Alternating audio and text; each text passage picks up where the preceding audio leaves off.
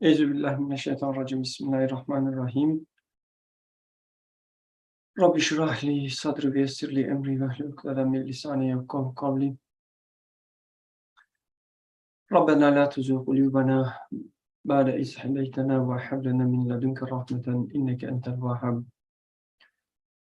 Allahümme erinel hakka hakkan verzukna ittibahu ve erinel batile batilen verzukna ijtinabahu.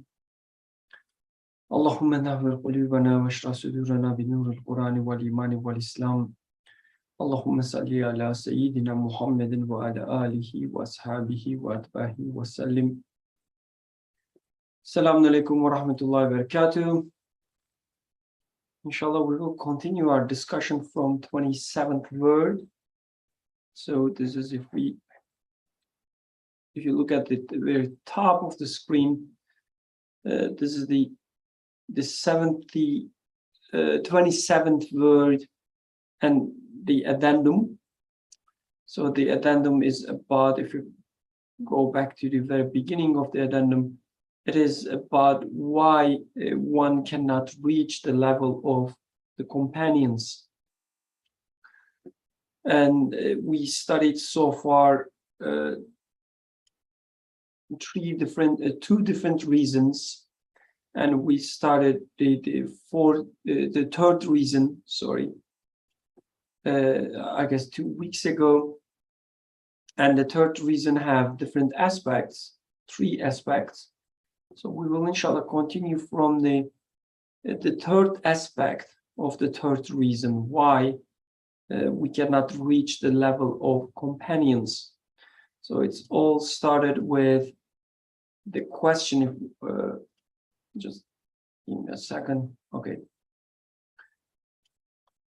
The question we're saying, I'm just trying to do something, I apologize.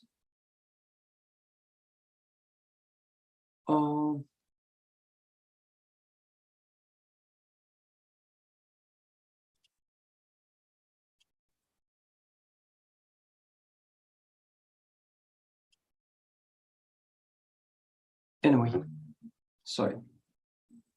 So the question was, there are some narrations which say at a time when innovations are rife. So there are a lot of innovations attacking us. Some of the righteous from among the believers and those who fear God, those who have taqwa, will be on a level with the companions or of even greater virtue. On a level with the companions or of even greater virtue. Are these narrations sound? And if so, what is their true meaning? And as the answer, the author, Imam Nursi, said, so the consensus is that from a general point of view, or with his words, this translation of his words, from the point of view of general virtue, the companions cannot be reached, who are the subject of divine praise at the end of Surah Al-Fat, and are praised and applauded in Torah, Gospels, and Quran. So you cannot reach the level of companions from the view of general virtue. But he would say, from some specific perspective, specific virtues. So it could be that you are the best Quran reciter. There was no other Sahaba companion. I'm just, speaking hypothetical, reached your level of competence and the beauty in terms of reciting Quran. It is possible, author would say. Or from another, the specific aspect, maybe you are the best in, let's say, the translating a certain surah in Quran within the context of your own life or within a specific context, let's say. These kind of possibilities are out there, but if you are looking from a general point of view, as a whole human, as a complete relationship between you and your Rab, your sustainer, or your relationship with Quran or the Prophet, then you cannot reach the level of companions as a whole, he would say.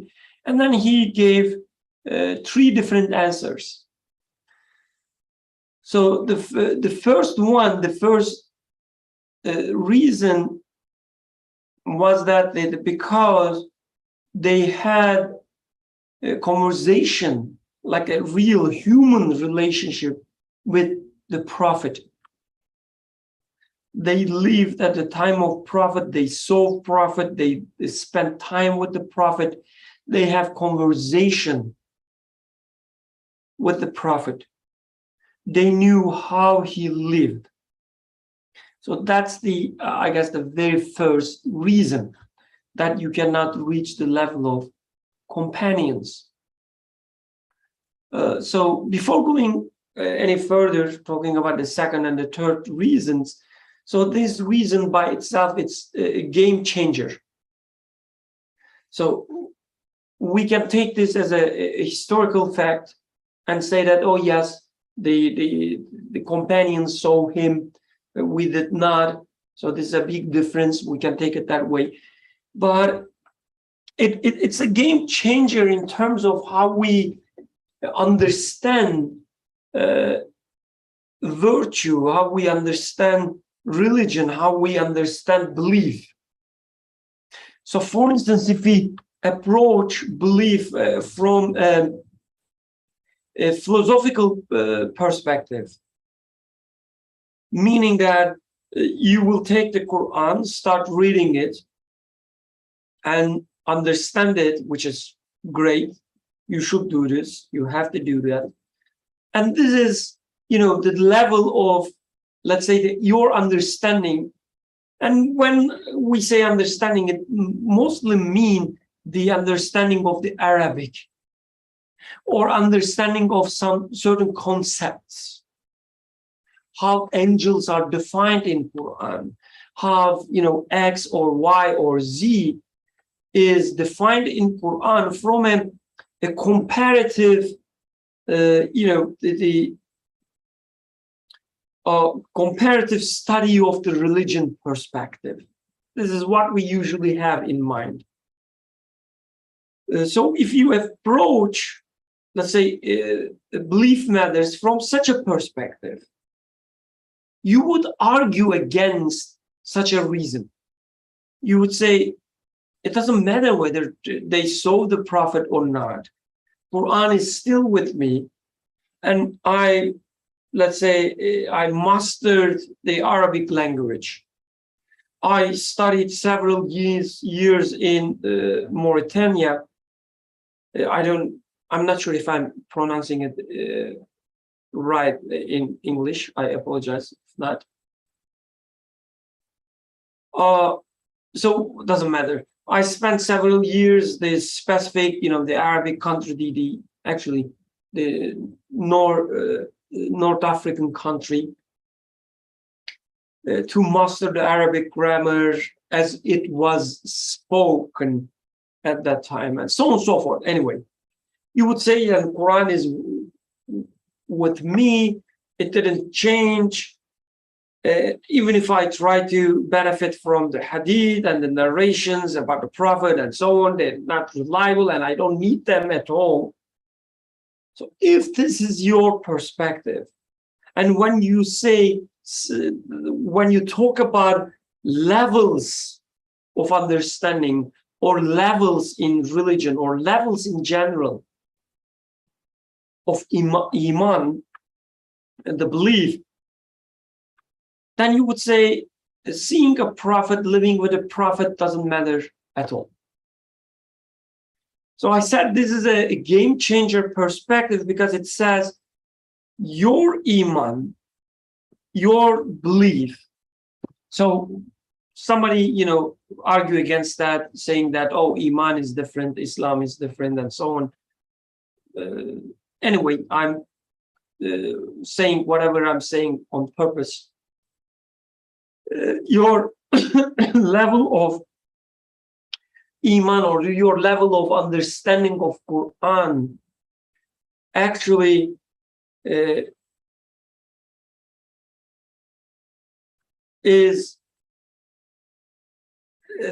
actually depends on your relationship, your closeness to the Prophet.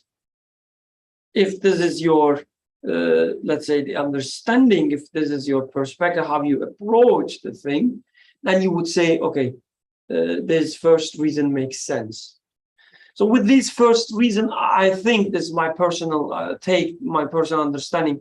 Author is saying that if you are talking about any levels in religion, in Islam, or in Quranic wisdom, if you are talking about any levels, the levels are relative to Prophet. Closer you get to the Prophet, the closer you get to the prophetic attitude, Prophet's understanding, prophetic methodology, and so on and so forth. The closer you get, the higher your level is. This is what author says, at least to me. Hence, conversation of the Prophet, living with the Prophet, is a determining factor. Of course, this is not, in mathematics there are these necessary and sufficient conditions. So this is kind of like the necessary condition to be on the highest level, but not sufficient, because we know that the people who lived with the Prophet, some of them were fighting against him. So living with him is not sufficient for sure. But anyway, that was the first reason. And before I go to the second, summarize the second and the third reason, please go ahead and raise your, the comments, questions, doubts, share your disagreements, so that we continue on a more solid ground.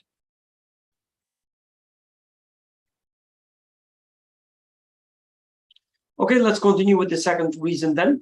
By the way, I forgot to say, but it is good to be here, good to be back. I apologize, I had to miss a few discussions, not only due to time difference, but I had some, let's say, medical reasons as well. So it is a pleasure to be back and with you again. So I was so excited that I even turned on my video for this for today. So if you like to turn on your video, you can do this as well, but you don't have to, of course. The second reason, the author says, as is explained and proved in the discussion of the interpretation of the law, which is the core topic of the 27th word, right? If I'm not missing.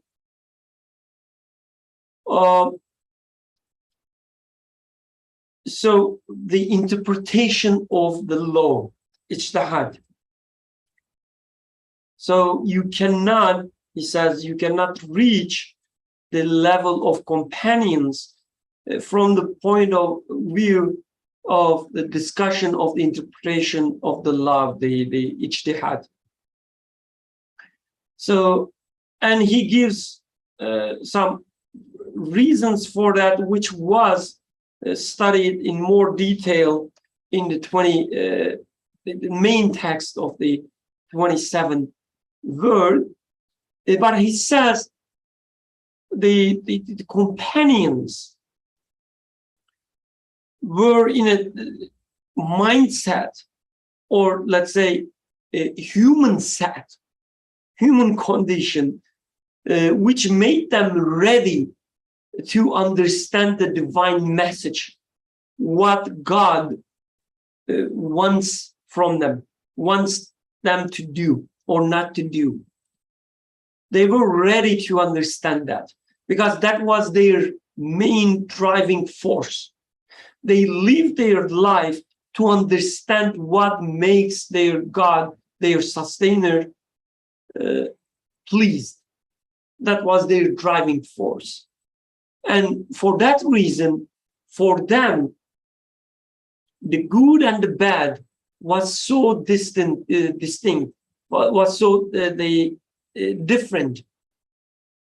The separation between the two, between the wrong and the right, was very clear to them.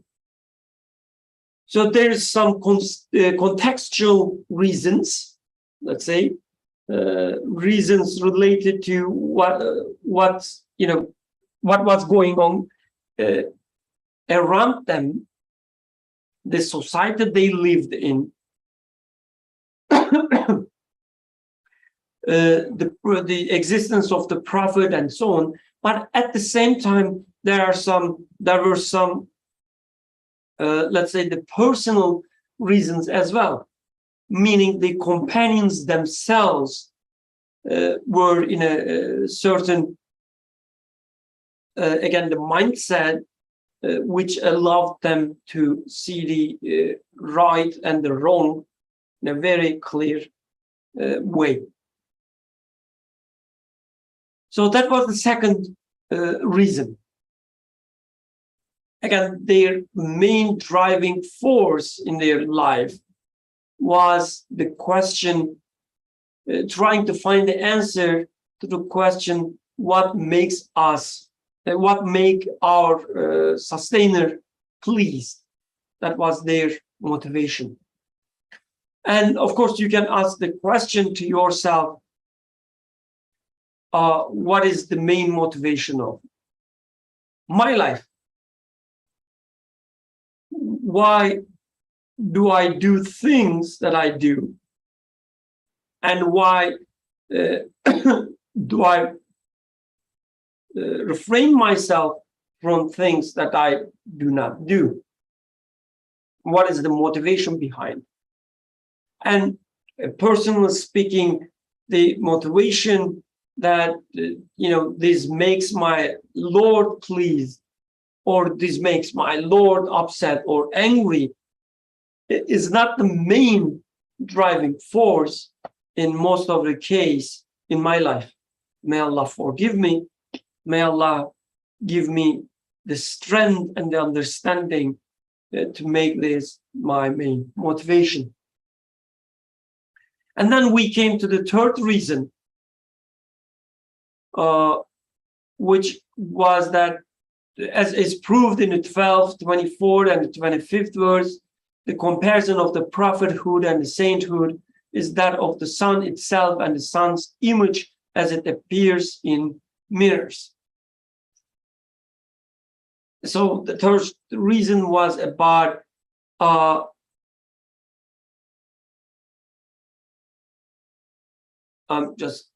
sorry. Okay, anyway. The third reason was about, in a maybe nutshell, that the companions benefited from Muhammad alayhi salatu wasalam from through his prophethood. But when we do the same thing, we kind of benefit him from his sainthood, let's say. And then he gave some different aspects to explain this. He said the first aspect. So I'm trying to understand, I'm trying to remember how this first aspect of the third reason is different than the second reason, which is their senses were awakened they were ready to interpret the law, because the first aspect also is the companions cannot be reached in the interpretation of the law, that is in deducing its ordinances, that is in understanding what pleases Almighty God from His word. Again, I don't remember how this is different than the second reason. If anyone remembers, I would be pleased.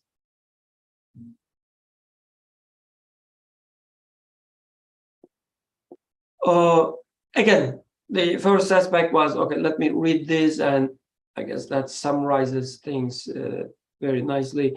Because that mighty divine revolution revolved on understanding the dominical wishes and the divine ordinances, all minds were turned towards deducing the divine ordinances. All hearts were eager to know what does our sustainer want from us. That was their, again, the main motivation. And then came the second aspect, which is the level of companions in its closeness to God cannot be attained with the feat of sainthood. And it talked about how Almighty God is infinitely close to us, but how we are infinitely far from, distant from Him. And then comes the third aspect. So that part we will start reading and studying today, inshallah. Before that, I like to stop for a few seconds and see what you people think about this summary, or the companions, the topic of companions in general.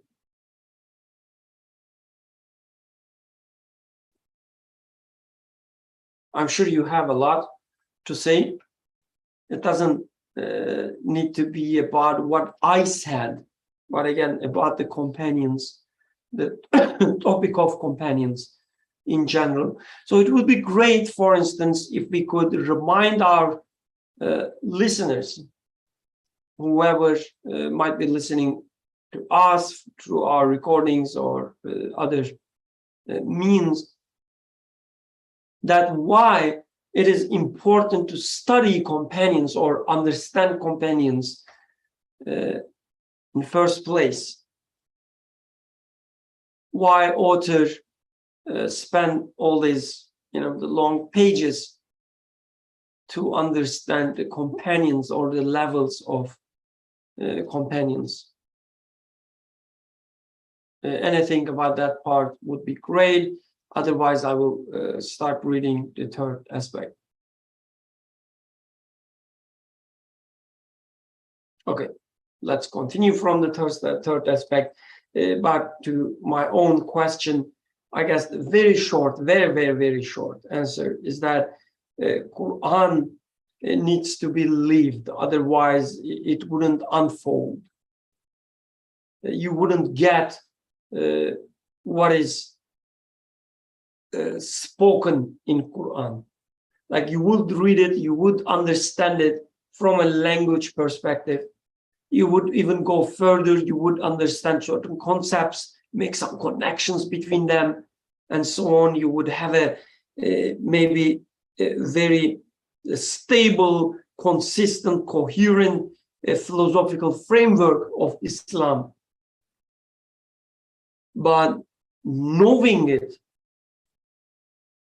is only possible through living it, making it, applying it in a human life, your own life. And how you map what is spoken in Quran and what is given in your life. How you map the two, how you implement what is given in Quran in your own life. is possible only through Prophet, and your connection to the Prophet is only available through companions, his students, being part of the lineage, being part of the family of the Prophet. So by only being a part of the Ali Bayt, metaphorically speaking, you become a true, let's say, a Muslim. So this is how I understand. Okay, let's continue with the third aspect. I hope you will help me because, as you can see, I coughing. Nothing to be worried about, but it's bothering me when I speak a lot. Third aspect: the companions cannot be reached in regard to virtuous actions and good deeds pertaining to the hereafter. So this translation, it sounds like you can read. There's like we don't have to blame the translation. You can read this sentence in different ways. You can read it as the companions cannot be reached in regards to virtuous actions. Stop here and say, and good deeds pertaining to hereafter. Or you can put the end between virtuous actions and the good deeds and make the pertaining to the hereafter link to both of them. So as if it is talking about the virtuous actions pertaining to the hereafter, good deeds pertaining to the hereafter. I think in the original it's not the second, but the first one, which is the companions cannot be reached in regards to the virtuous actions and the deeds pertaining to the hereafter. There is also a third one in the original. So it's Fazileti Amal. It's like the let's say the virtuousness in actions, and then Sevab Ef'al, the good deed in again feel in actions, right? And then Fazileti Uhreviye, which is again the virtuousness or being supreme in things related to hereafter. Because just as in certain conditions in a frightening and important post, a soldier may gain in 1 hour's watch the virtue of a year's worship. So this is a specific example. I'm not sure if this is common in all cultures. So if you're not familiar with this concept, please let me know. But the idea is, if you are taking a post as a soldier, so of course we have to open up what we mean with the soldier. I'm sure it's not talking about the soldier as in any military force, like you let's say enlist your name in the US force, the Marines, and you got shot and you become what is the word, martyr? Can somebody please say it so that I... Martyr? Martyr, okay. I don't think it's the author is talking about such a, let's say,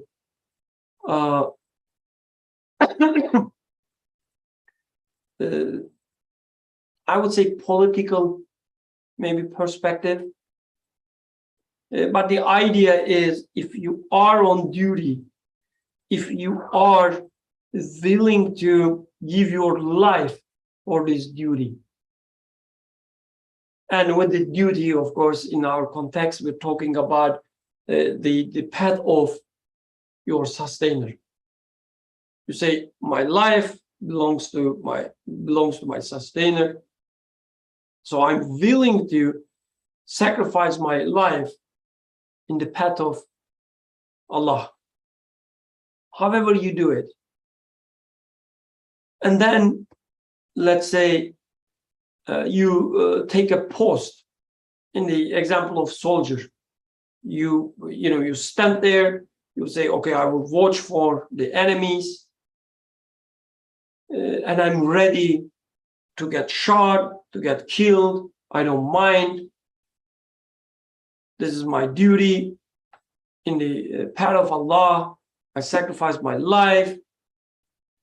Then in 1 hour, 1 hour's watch, you can gain the virtue of a year's worship. And by being hit by a bullet, may rise in 1 minute to a station similar to degree of sainthood, which can only be gained in at least 40 years.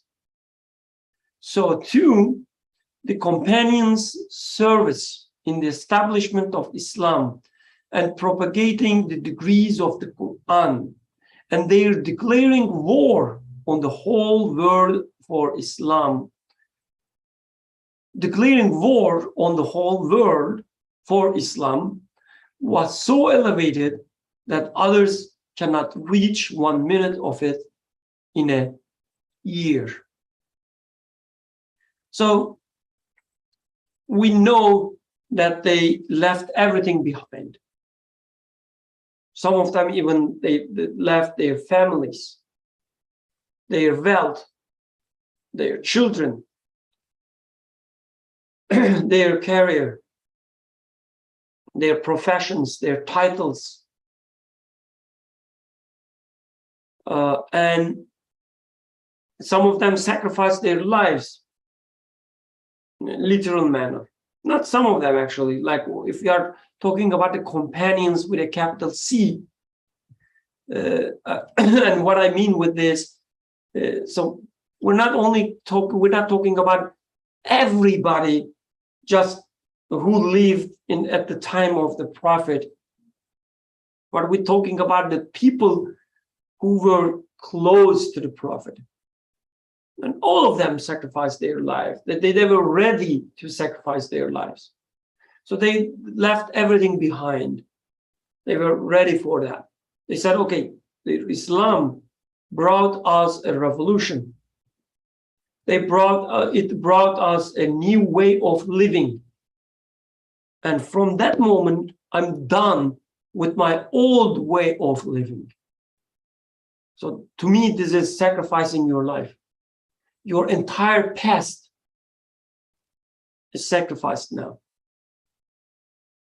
You don't care about your titles anymore. You don't care about your wealth, your family ties, or whatever, if they are against the new way of living. So when I learned, for instance, it's really, it was at least to me surprising that, I heard a lot of things about the Abu Bakr Siddiq radiallahu anhu. But when I learned about how many titles he had, like political titles and so on, before he becomes a companion, I was very surprised. Like I knew he was wealthy, but I didn't know about his influence in the current politics and so on, his education and so on. And he left everything behind. He was like a true Renaissance man, like before, let's say, the becoming a companion. and then he left everything behind. Not that, he forgot any of these, but he was ready not to have any title anymore. He didn't mind. So I think my wife ringing the bell. I apologize for that. I told her that I was moderator. Probably she has an urgency, so I have to take this. So please forgive me.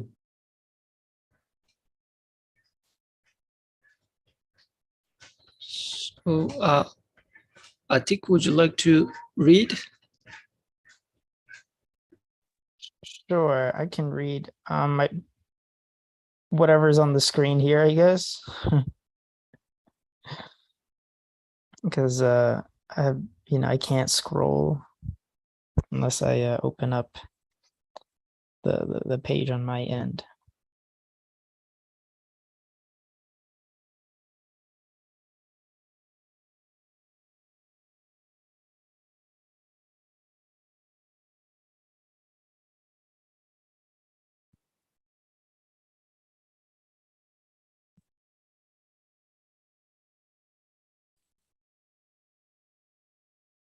All right, so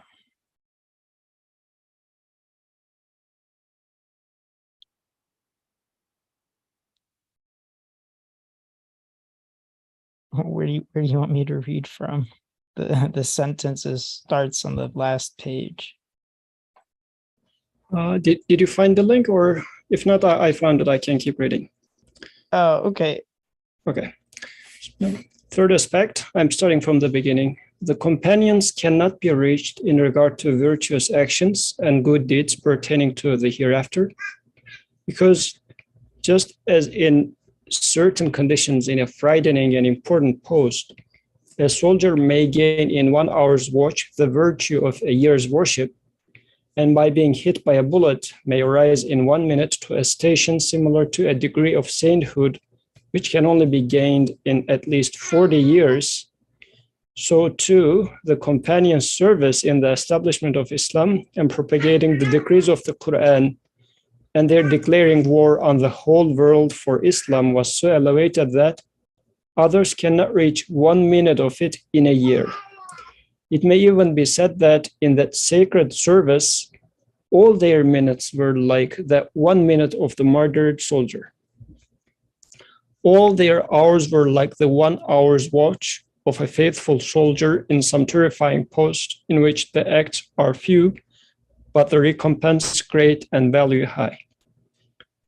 Indeed, since the companions formed the first rank in the establishment of Islam and spreading of the lights of the Quran, in accordance with the rule, the cause is like the door.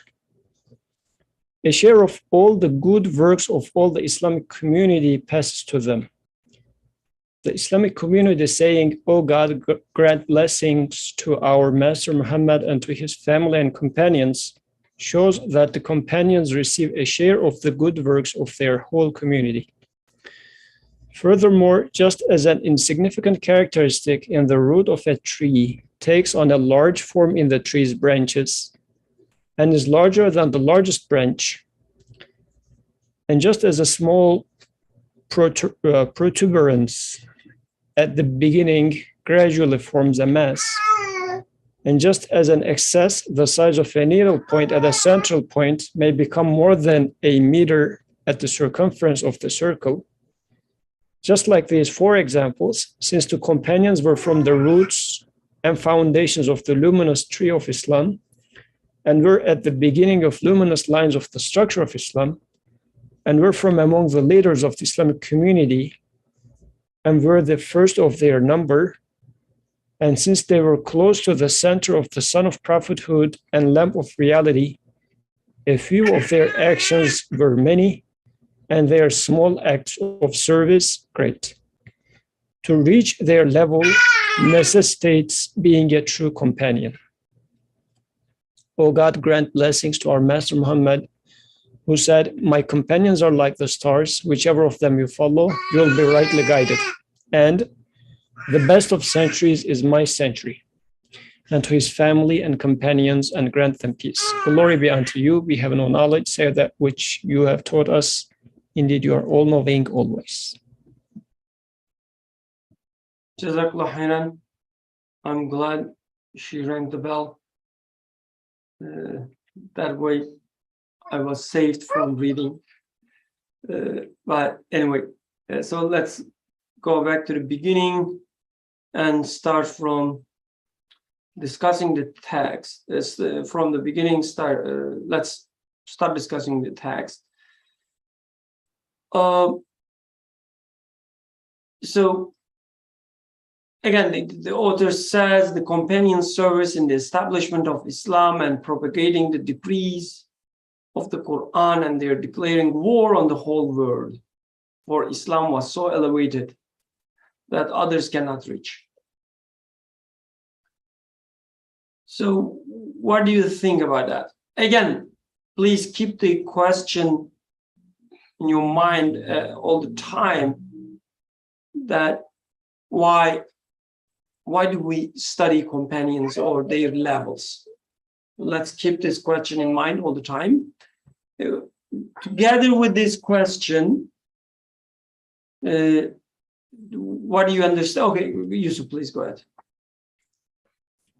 So there are two possible explanations comes to my mind. First, I will tell the one that is more, I would say, something from my childhood. This is how I used to understand it. Not sure if it is the way to understand, so we'll double check. So when the author gives this example of,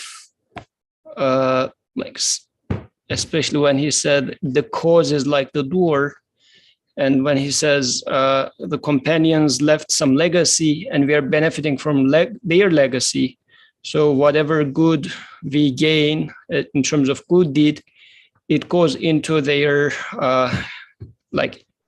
if you like, to their bank account of good deeds.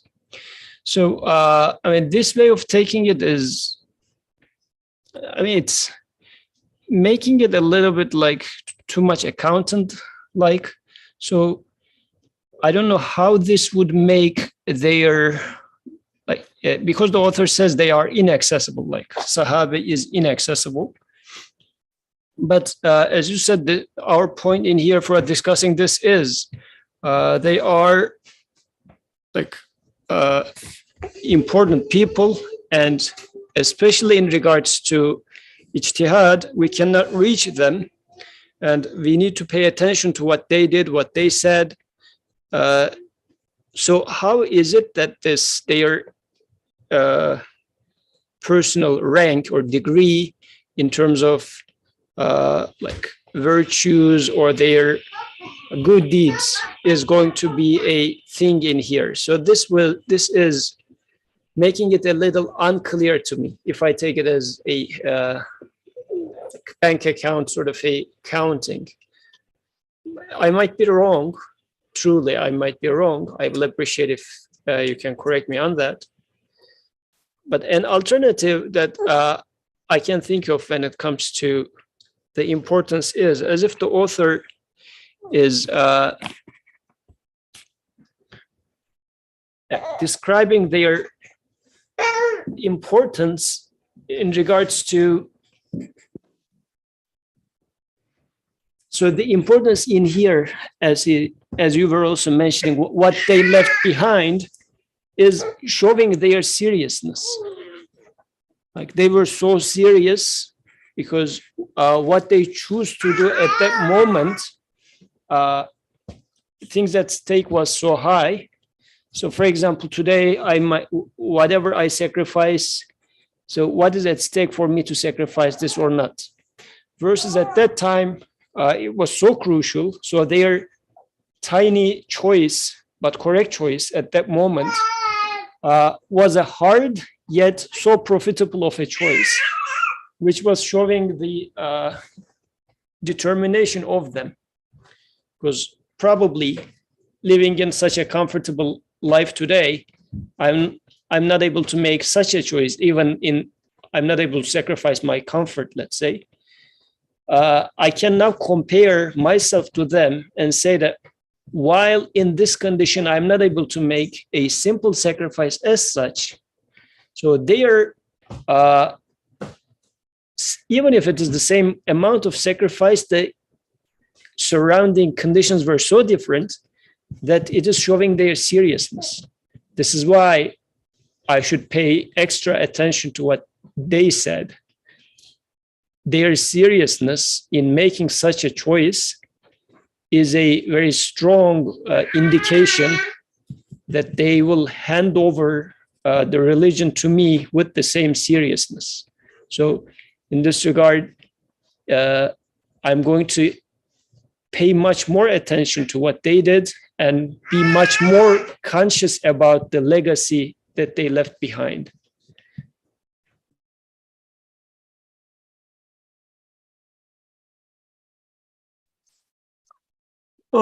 Maybe another, in addition to what you said, I think this is really important. That so when we, in addition, what you said regarding this, the cause is like the doer. When we look at our lives and we see that all the things that we can do, all different possible interpretations that we have about our lives, all the good deeds that are in front of us, we realize that they are possible because of their sacrifices, because of, so this is not only about the sacrifices, but also because of what they opened in front of us, all the gates that they opened. So they taught us through the prophet all these fundamentals, and through these fundamentals, now we are able to do all these good deeds, as if these good deeds are only possible through what we learned from them.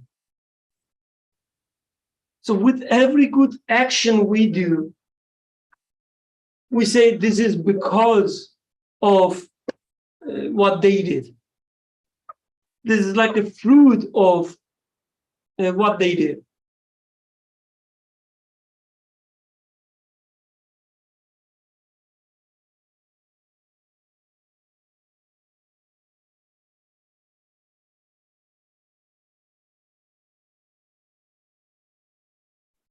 Or any other comments about any part of the text?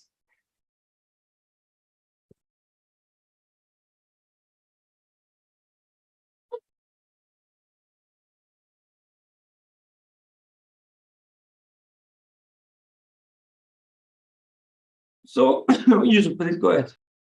So maybe to make it more clear, if you can go back to the previous page. And in general, we asked the question about the bottom of the page. Yeah. So virtuous actions, good deeds. What does that mean? Like in the original language, fazilat a'mal, like the virtues of actions, sawab af'al, like the benefits of good deeds or actions, and fazilat ukhrawiyya, virtues that pertain to hereafter or eternal life. What do they mean? Because, for example, fazilat ukhrawiyya sounds like it's its counterpart would be fazilati dunyawiyya, like the worldly virtues. What is a virtue which is pertaining to everlasting life? Sawaba af'al, what do I understand from the outcomes of good deeds? Because these definitions are really going to make a change for understanding this third aspect.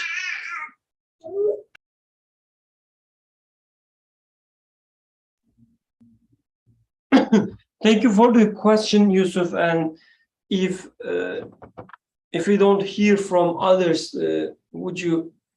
Oh, okay. Atik, please go ahead. I guess a quick, the first thing that might come to my mind would be the distinction between worldly and other worldly deeds, good deeds. Might be, the distinction between someone having a good business sense. They're good at investing and making profits in the world, and compared to someone who's charitable, right? Because in the world, wealth is valuable. It has value, and charity is we can understand that how it relates to maybe compassion and caring of others. But in the worldly sense, you're just losing money. You're why are you wasting your money on, let's say, other people? Maybe they haven't worked for it or whatever. But I don't think, in terms of the worldly sense, they would value charity. So that's a quick example that I thought of. Jazakallah. In other takes from the question, any other tries to answer? Or maybe Yusuf, since you asked, maybe you can help us to understand as well. So if I ask the question in the following way, let's say Atik prayed Fajr prayer, I prayed Fajr prayer. Atik gaining good deed from Fajr prayer versus me, I can never reach Atik. What does that mean, for instance? Am I having a competition with Atik in terms of Atik earned $1,000 in the morning while I just earned $100, so he is $900 ahead of me when it comes to sawab, like good deeds? Is this the case? Or is it saying Atik benefited $1,000 from that while I benefited $100 from that? Like, it's not like I am comparing an external bank account, but rather I am talking about how much Atik benefited from it, how much I benefited from it. Like doing that prayer, how much did it change Atik? How much did it change me? Because, or we can take it as, let's say, we are reading the same book with Atik, and Atik reads the book and understands it so well. I read it, but I am a superficial person. I'm just understanding barely some stuff from that. And in terms of understanding, am I competing with Atik? Is this the point here? Or is it that although we did the same action of reading that book, if a third person is going to benefit from both of us, they should go and knock the door of Atik rather than me. From outside, we did both the same action, reading the book, right? But Atik read it in a way that he benefited, or he gained so much reward from it, while my experience was much less rewarding because I was less careful, because I was born into an environment in which reading that book was not taken that much serious. This is why I didn't put that much of an effort, or I didn't take it that much serious either.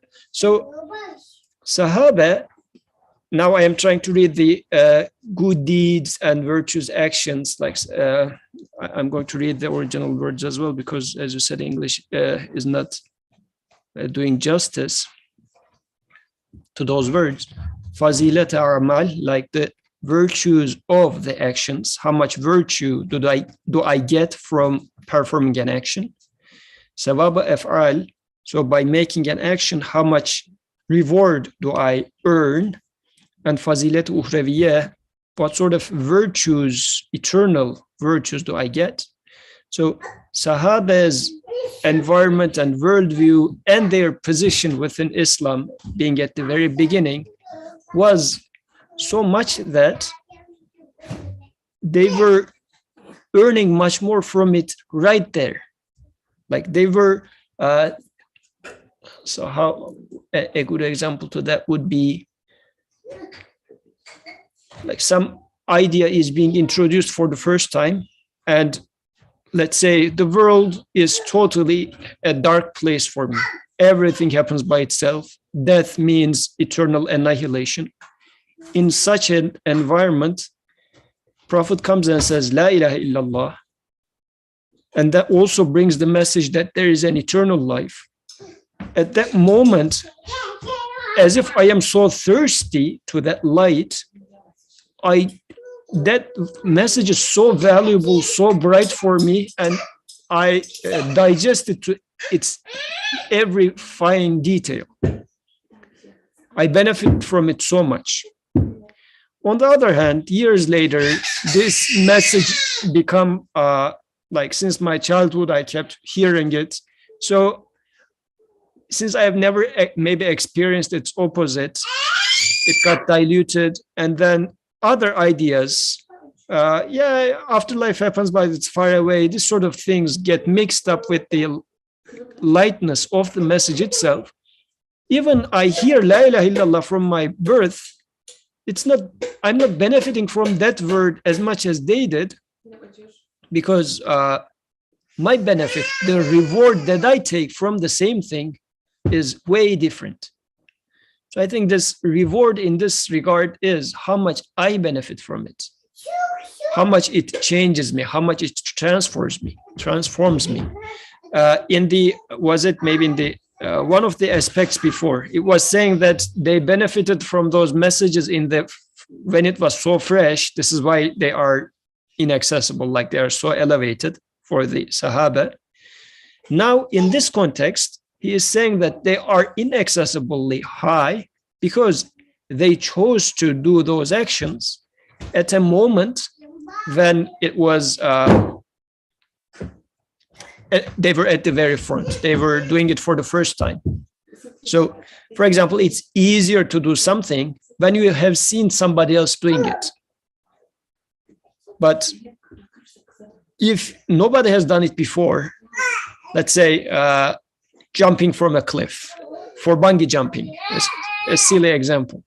But the first person jumping from there versus you are the 10th person, you see that, before me, 9 person jumped and they enjoyed and they didn't die. So now in comfort, I am jumping. I'm not thrilled as much because I already know that I'm not going to die.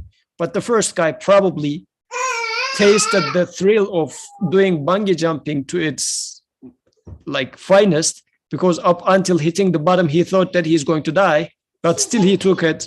So the amount of joy, like in this silly example, that the first person take would be much, much, much higher than me, because I observed many of the things beforehand, and it took away from my experience. So, I mean, these examples are not one-to-one matching really, but it gives a sense of why is it that those people doing it for the first time or being at the first row benefited much more from the same action than me, who is doing it years later after observing several examples before.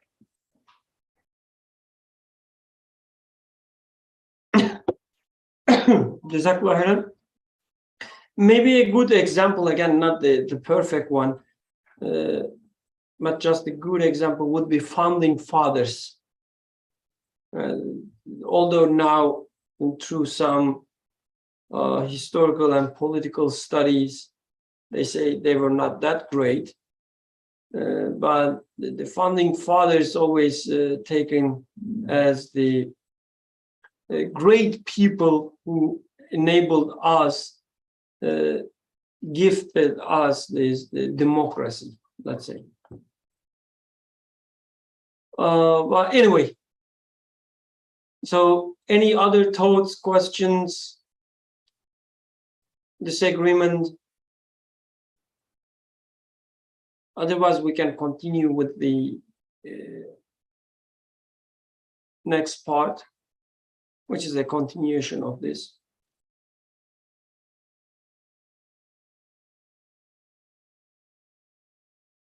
Okay.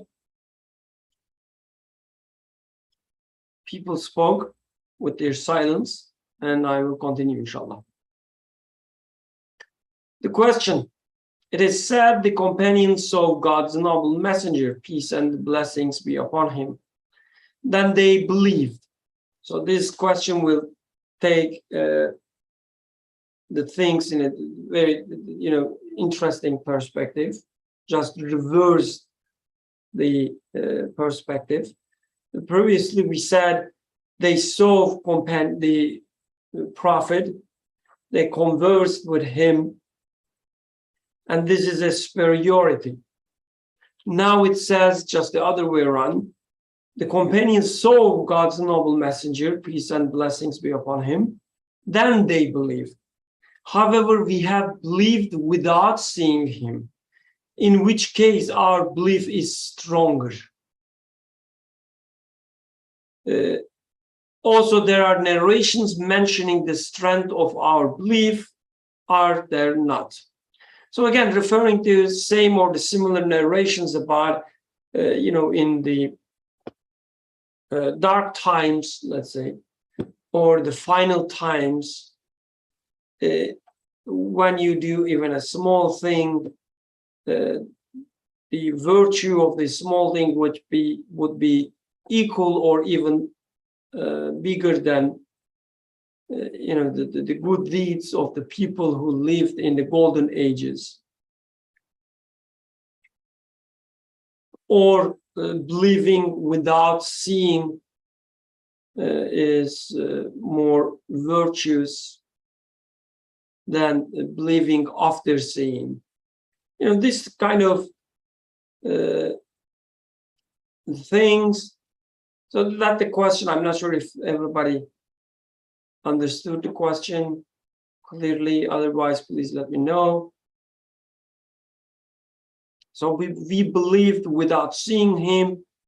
Doesn't it show that we have a stronger connection? We have a better understanding. The answer: at that time, when all ideas were opposed and hostile to the truths of Islam,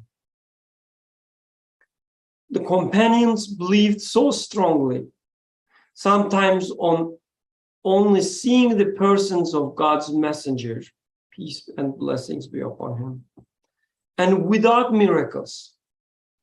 So when we think about the companions and they living with the prophet, if not the first thing, probably the second or the third thing that comes to mind is that, they saw some miracles. But the author says this is not the case all the time. Some of them believed in him without seeing any miracles. They believed so strongly that all the generally held ideas in the world didn't shake them. So this is so important. Like, there are all these things in our life that are taken for granted. And what you believe is against them. What you know is against them. How strongly can you, fight for it? Is it possible that they wouldn't shake your belief? For them, author says, it didn't shake them. Let alone doubts, they didn't even cause some of them the slightest anxiety or trouble. Compare it with yourself.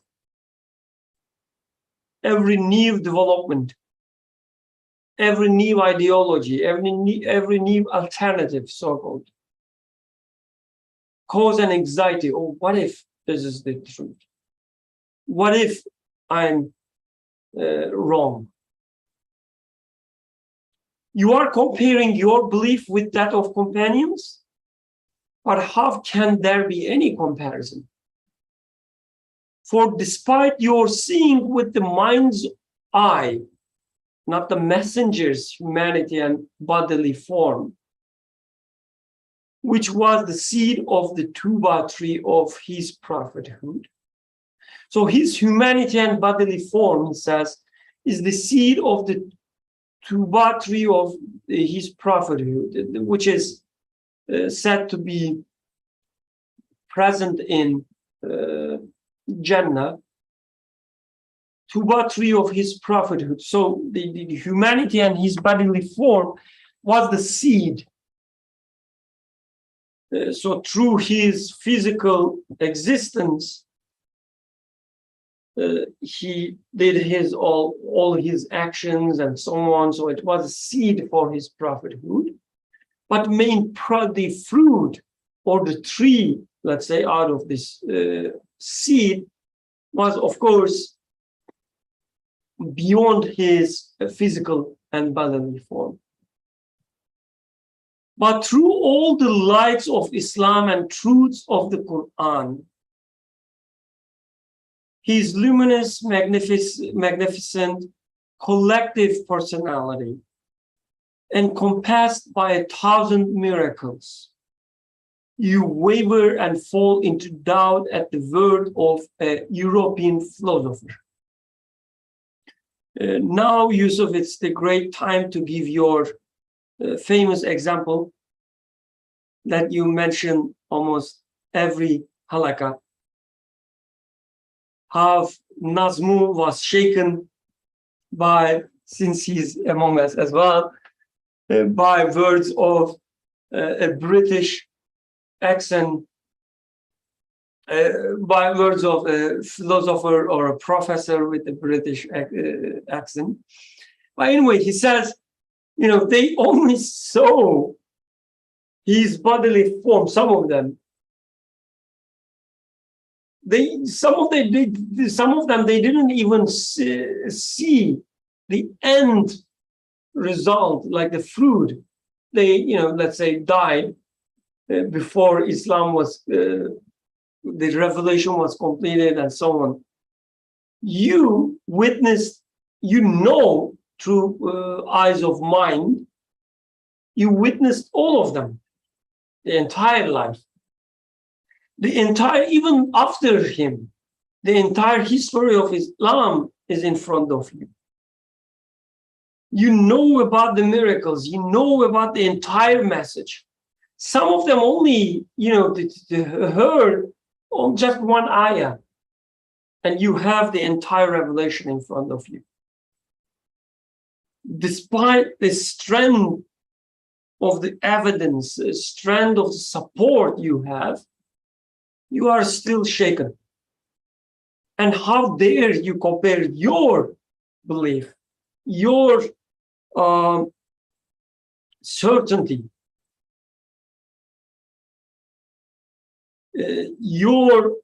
what is the word?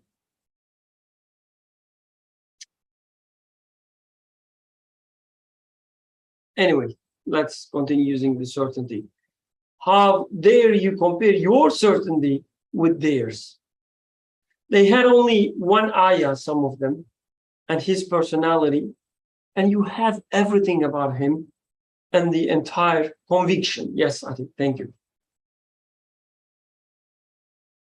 And the entire revelation. Still, somebody says something stupid, not even intelligent, something stupid.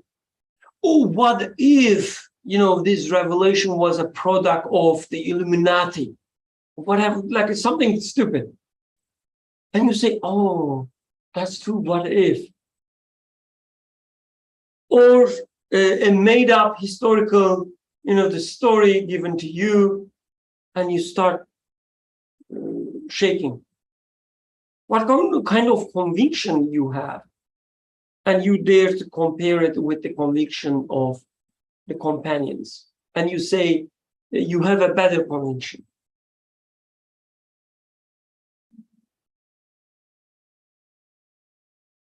Yet, due to their belief, the companions didn't waver in the face of the attacks of the entire world of unbelief and of Christians, Jews, and philosophers.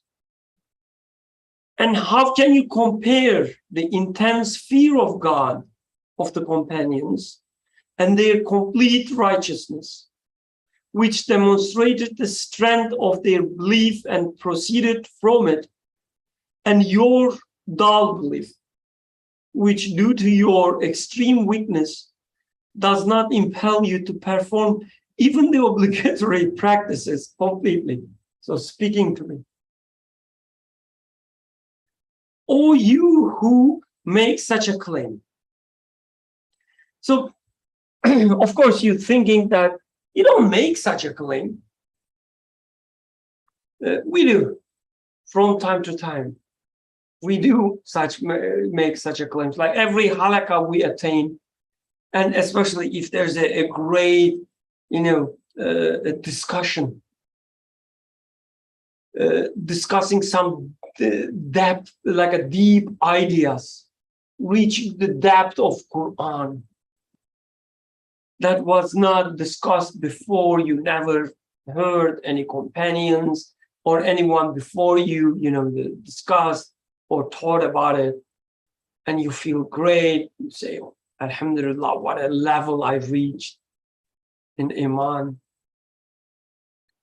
And there are, certain people, certain so-called scholars making such claims.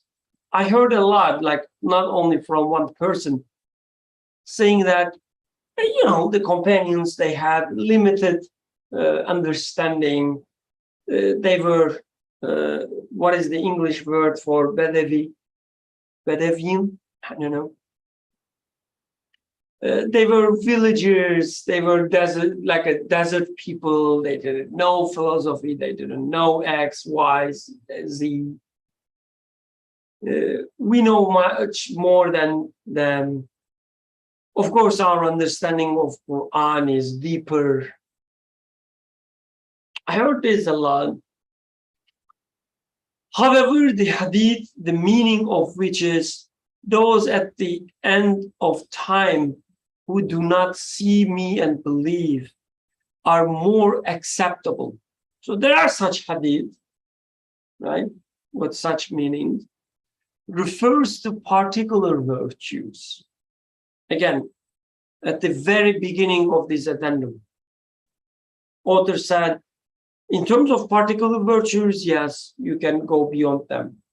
But from a general point of view, as a whole human being, you cannot reach them. It concerns certain special individuals. So it's not talking about Birkan. Maybe I think, but not Birkan. Our discussion, however, is in regard to general virtue and the majority. So before going to second question, any thoughts about the first question and the answer?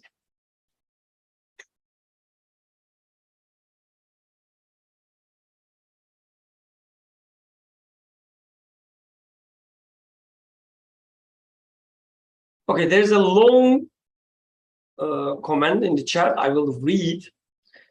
So my chat screen was small, so I only saw the last part. I realized it was long. I didn't see the name on top of it, but I was 100% sure it was from Ayşenur, and I was not wrong. So let me read it, inshallah. It's getting even longer.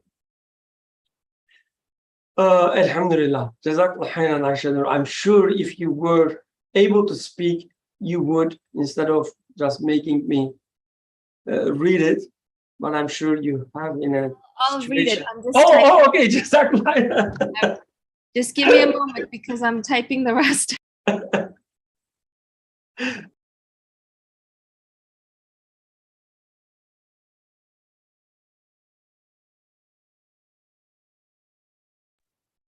So let me start. Let me start so that you don't, rush.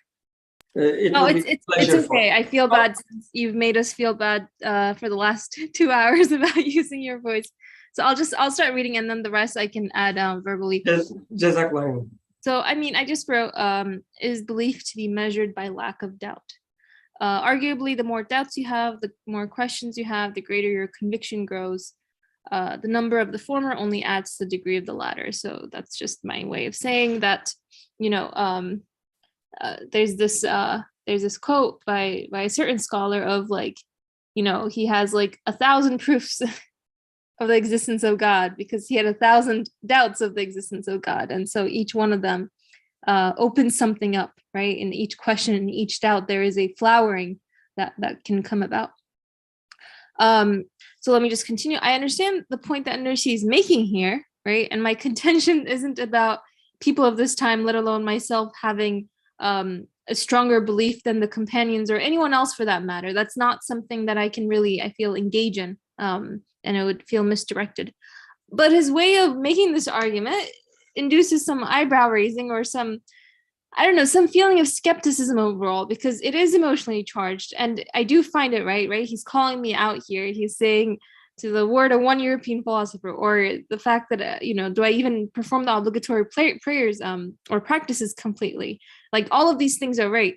But even how he began the paragraph of, how can one measure the internal state of the companions in terms of their doubts or their slightest anxiety? Is this just on account of their exhibited behavior? In that, I don't know what someone's internal state is like. So again, he's drawing this beautiful image, and I think more so, it's in many ways it's less about the companions and more about me, because I don't know. I mean, sure, there's narrations and stuff, but I don't know these people. I don't know their hearts. I don't know their feelings. I don't know what they went through. But I know my heart. I know my questions. I know my doubts. And in many ways, another question that I'll just add to it. Now I'm going off script because I ran out of script, but in many ways, Nursi himself says in so many places of like the numerous attacks there are on belief at our time, right? That like earlier on in this same section, he talked about how both in this addendum that we're reading as well as the 27th word itself, that because it was like the Quranic message, revelation, the message of the prophet was so revolutionary that things were black and white. Good was shown as good in the most exemplary, in the most clearest light, and evil was shown in the most clearest light for what it was. And he talks about how during this time that has become so ambiguous, right? The blurred lines of what is right, what is wrong, of what is guidance, what is heedlessness. All those lines are so blurred, so ambiguous for us, alongside like the onslaught of attacks on belief, on specific attacks on the Quran, and specific attacks on everything to do, let's say, with the prophet and his message. So I get his point. It just feels, I don't want to use the strong word of contradictory in terms of what he also says in other places about our times, but it feels like an incomplete picture. So maybe this is just like the appropriate response to the question that he's responding to, but beyond the question itself that he's responding to, I felt a little unsatisfied. So I was just curious what others might think. Jazakallah khairan. I like 100% understand your mindset, and I totally agree with the questions. Like when I say I agree, I think it makes perfect sense. I would ask the similar questions as well, and I'm sure your questions made especially Yusuf anxious. How dare you say things like the contradiction and so on. I'm sure he has some answers. So before I share my thoughts, let's what he or others said. If others not willing to, I can try to share my thoughts on that.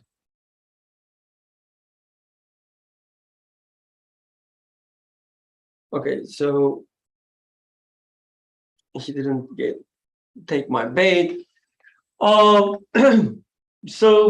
let's start with the second part. If I'm not getting it wrong. So what I understood from this seemingly contradiction is that, yes, he says in our times there are a lot of attacks, but at the same time, the form of these attacks are also important, I guess, because in our times, when there's an attack to belief, it's not usually, at least. So yeah, there are some militant, let's say, the ideologies which attacks belief in general clearly. But most of the attacks, the most, let's say, the dangerous ones are the obscure ones, the hidden ones. We have all these attacks in our times, which are even sometimes in the form of supporting religion.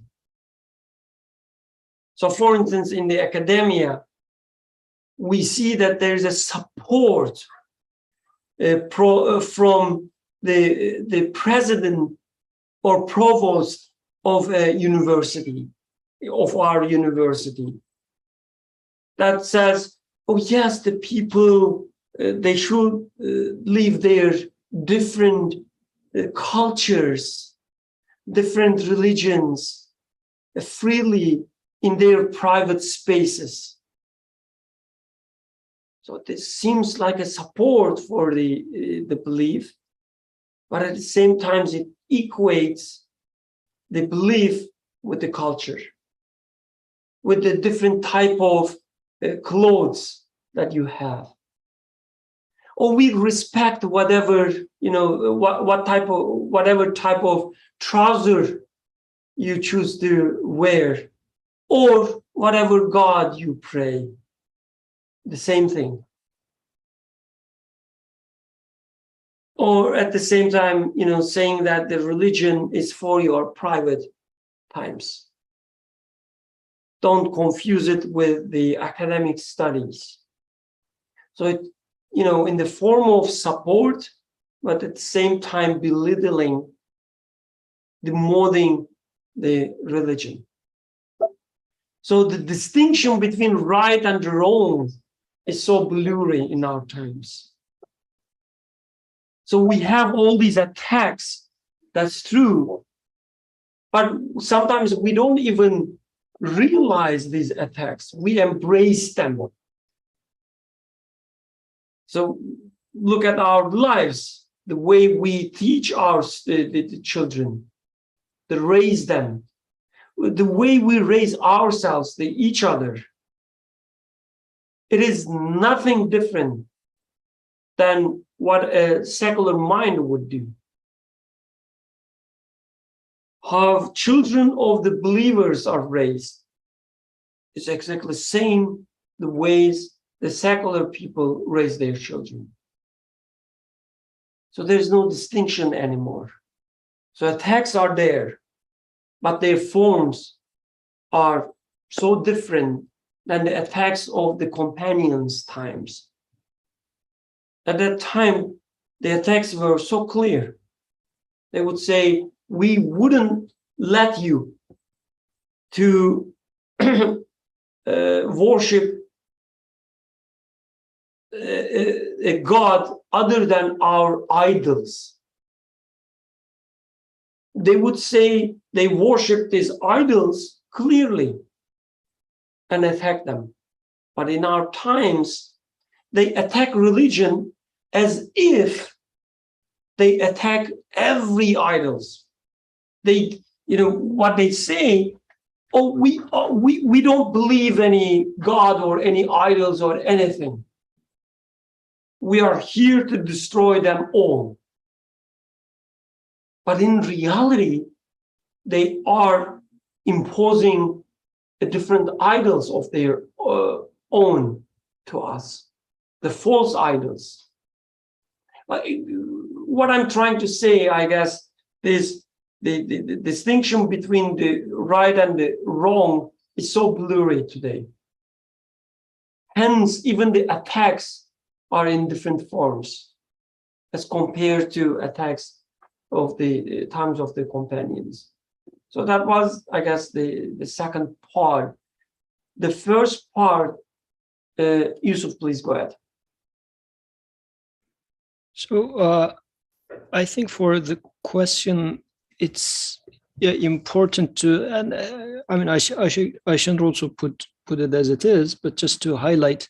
So the attitude of the questioner and the purpose of the questioner, because the author is seriously taking or putting that into context and answering accordingly.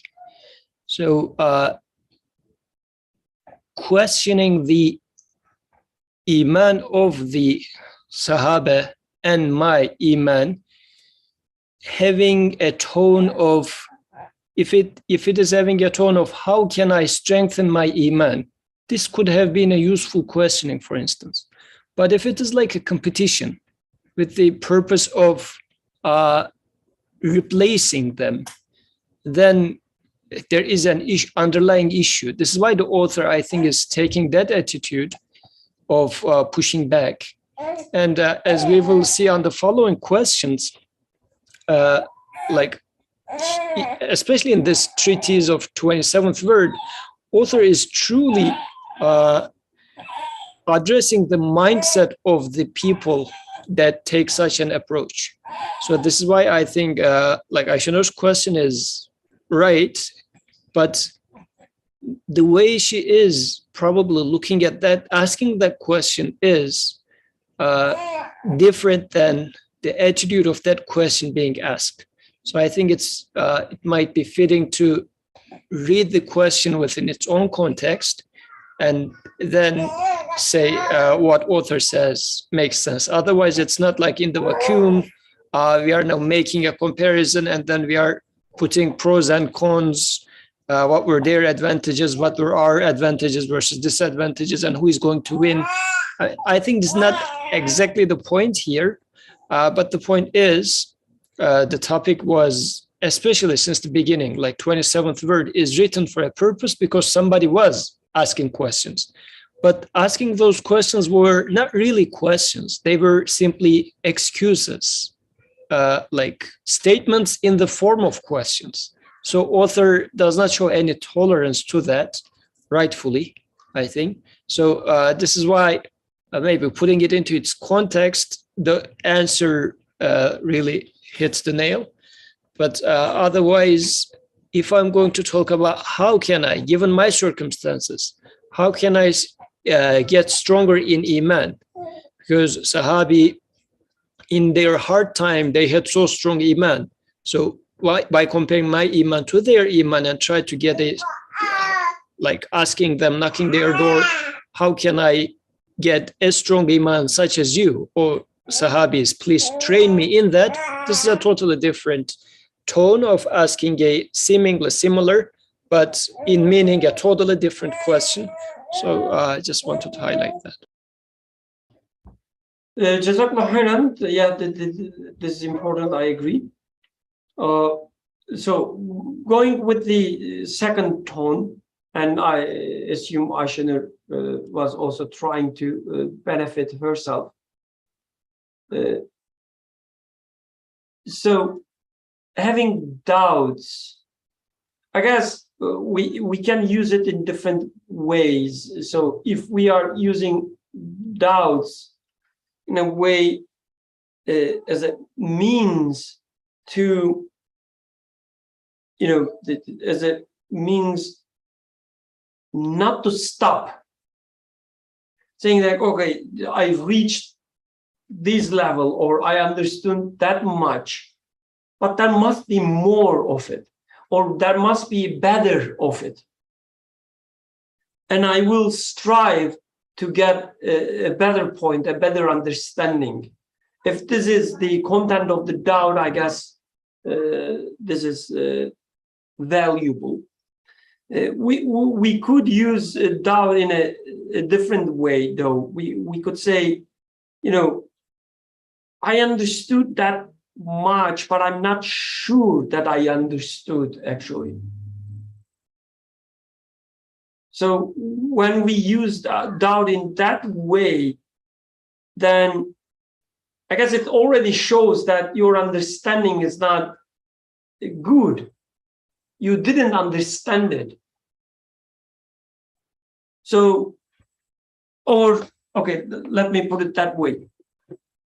So when author says they didn't have doubt, hence it shows the strength of their iman, I think what he meant was about living what they understood.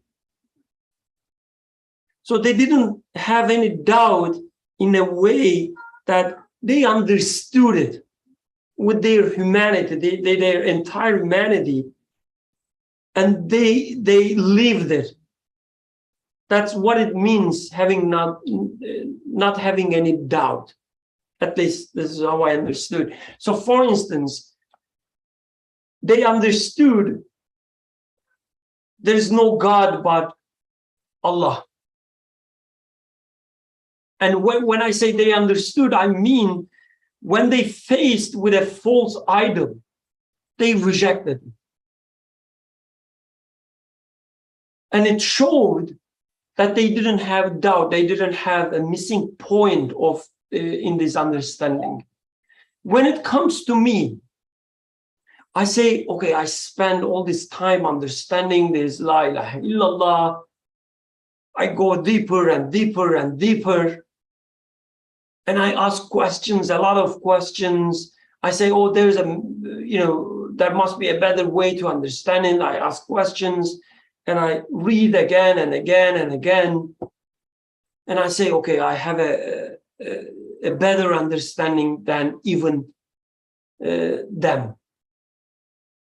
Because their mental power was that much. My mental power is, bigger, that much, this much. Because I have a deeper understanding of La ilaha illallah from different perspectives. But the false idol I face, I start shaking.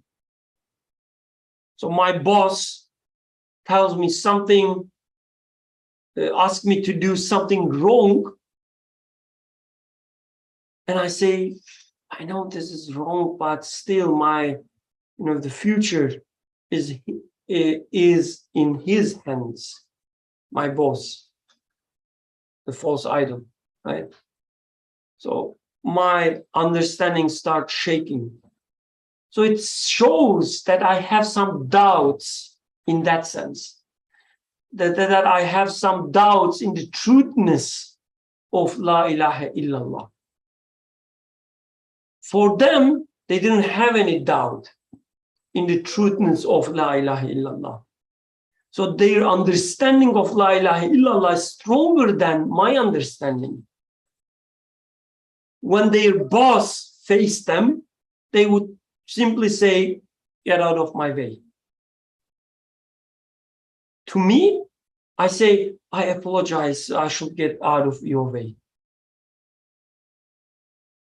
So I take doubt in that way, not in an intellectual, questioning, trying to understanding better way. So we can use doubt in different ways. So reading something and having having a lot of information about it doesn't mean that you have a conviction about it.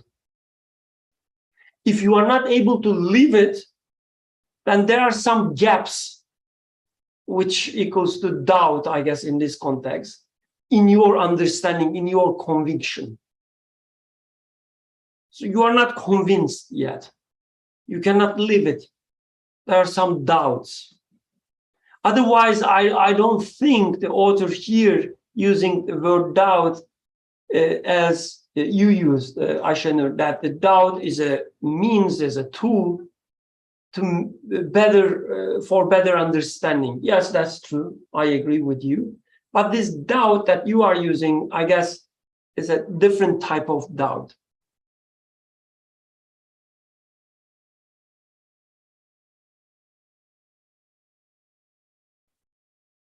Okay, we are out of time, way out of time. So I will not insist Afiq to speak. Otherwise, I would. So I will wait a few seconds to see if there are some final comments, questions. Otherwise, let's stop here, inshallah. سبحانك لا علم لنا إلا ما علمتنا إلا ما علمتنا إنك أنت sorry, I apologize. Astaghfirullah. سبحانك لا علم لنا إلا ما علمتنا إنك أنت العليم الحكيم وآخر دعواهم أن الحمد لله رب العالمين. الفاتحة.